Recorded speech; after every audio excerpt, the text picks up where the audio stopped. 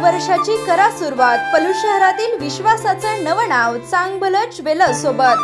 तुमच्या सौंदर्याला द्या सोन्याची झळाळी पलूसच्या चांगभलं ज्वेलर्स सोबत।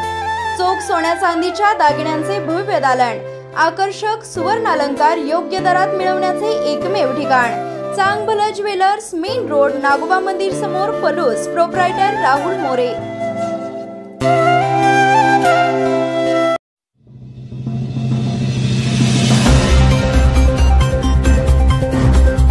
तारळी धरणातून विसर्ग मात्र कृष्णा कालवा पलूसमधील अजूनही कोरडाच विसर्ग जादा दाबाने करण्याची मागणी। पलूस तालुक्यात कृष्णा कालव्याच्या पाण्यासाठी 2 महिन्यांपासून शेतकरी लोकप्रतिनिधी यांच्या माध्यमातून चाललेल्या आंदोलनाला यश आले। 29 मार्चला तारळी धरणातून पाणी सोडले, मात्र पाण्याचा विसर्ग कमी दाबाने केल्याने पलूस येथे कृष्णा कालवा अजूनही कोरडाच आहे। पाण्याअभावी शेतकऱ्यांच्या पिकांचे लाखो रुपयांचे नुकसान होत आहे।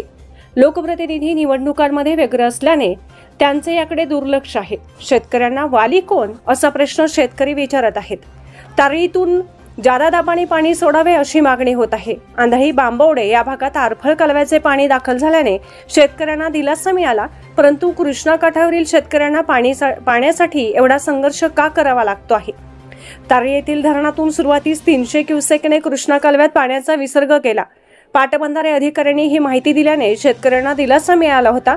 आज पाणी येईल, उद्या पाणी येईल असे करत 15 दिवस झाले तरीही कृष्णा कालवा कोरडाच आहे।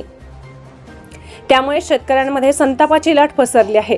पाटबंधारे विभागाने सुरुवातीस प्रत्यक्षात 80 क्युसेकने पाण्याचा विसर्ग केला, त्यामुळे 2 महिने कोरड्या पडलेल्या कृष्णा कालव्यातच हे पाणी मुरले।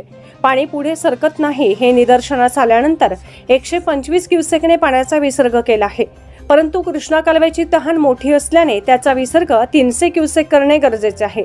विसर्ग तातडीने करा असा आदेश सातारा जिल्हाधिकारी यांचा आहे, तरी सुद्धा यामध्ये कोण अडकटी घालतंय असा प्रश्न शेतकऱ्यांना पडला आहे।